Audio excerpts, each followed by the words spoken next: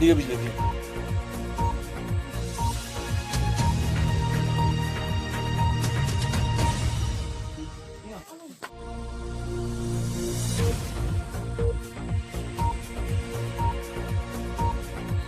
बड़ा फायर है मोटर सारा रात पटकार पटे अंदर कमरे में उठकर नठाए पऊगा।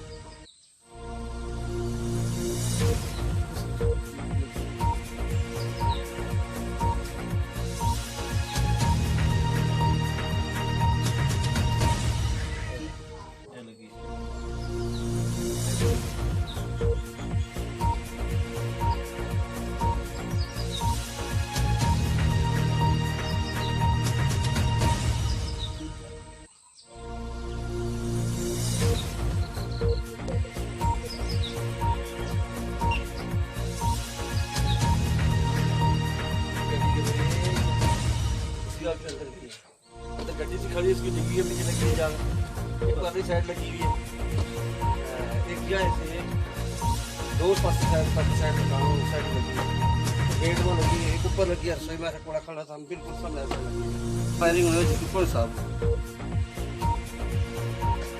शाम तो रहेगा रात 4 बजे तक फायरिंग लगी है। गेट बंद देखिए गोली लगी है जी यार, गेट भी लगी है तो जावा साइड दीवार में लगी है, एक सला लगी है दीवार में, एक लगी है ऊपर पार इतने इतने गोला फेंके हैं तो क्या क्या ये दीवार में क्या गड्डी डिग्गी भैया लगी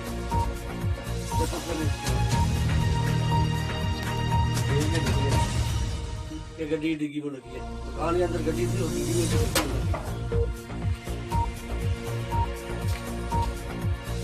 पूरा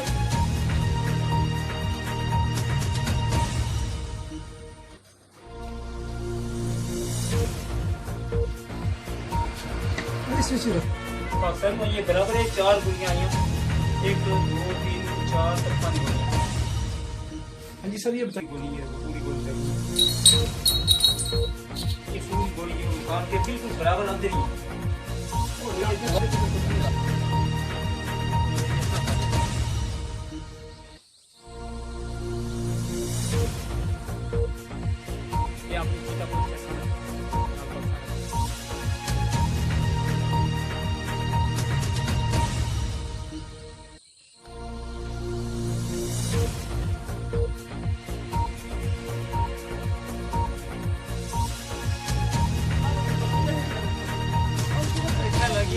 और रात पटका गया साइड कर लो सही कर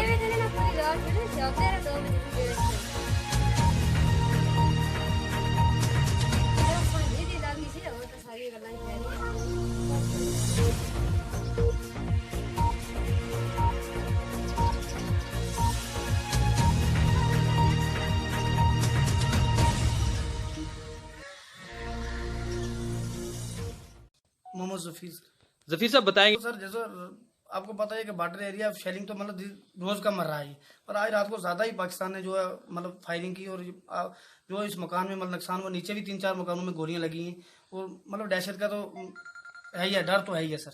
लेकिन सर 8 बजे रात पूरी चलता ही रहता है फायरिंग, ये तो चलता ही रहता है। ऐसे इस मकान के बेचारे दूसरे मकान में रात को जाके बैठे थे, जब इनके गेट में या दरवाजे में गोलियां लगी हैं, तो फिर ये मतलब दूसरे मकान में रात इन्होंने गुजारी है।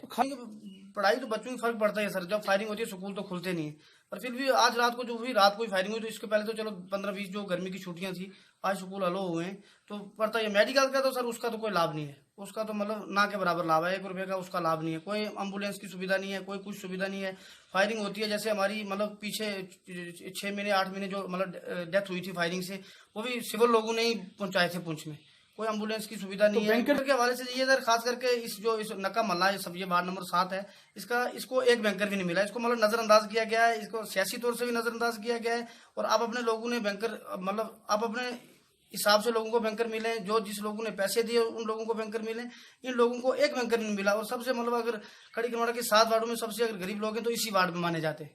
उन्होंने तो यही अपील है जी, इन लोगों को बैंकर दी जाए, इनकी जान बचारों की बच जाएगी। गरीब लोग हैं, अपनी दिन में मजदूरी करते हैं, घर में बच्चे बेचारे रहते हैं, तो अगर दिन में शेलिंग हो जाए तो घर के मतलब कोई जेंट्स तो घर में रहता नहीं है। हमारी ये गवर्नर से अपील है और हमारे डी साहब से ये अपील है कि इन लोगों का मतलब जल्द से जल्द कमेटी बनाई जाए। इनका अगर इनका हक बनता है तो इनको बैंकर दी जाए जल्द से जल्द। अपनी सद्भावना की सड़क फौज ने निकाली थी और इसको मतलब डी साहब ने पीछे मतलब काफी खराब थी और एक बार डी साहब ने हमने अपील की थी, उन्होंने खुद आके मलबा शलबा डलवाया था, रोड़ी छोड़ी, मतलब डी साहब ने तुरंत ही 2 दिन 3 दिन में काम शुरू करवा लिया था। उसके बाद रोड़ी डाल के लोग का तो बड़ा बार फरजोजर हुआ सर, लोग का मतलब आज दिन तक नहीं डाला। जैसे आपकी खड़ी वाली रोड होगी सर 1 किलोमीटर, हमारी ठेकेदार को टेंडर भी हो रखा है, उसकी लोग आज दिन तक नहीं डाली, बोला पैसा नहीं है। आज दिन तक उस ठेकेदार ने लुक नहीं डाली उस रोड पे या करमाड़ा वाली रोड पे 1 किलोमीटर पे।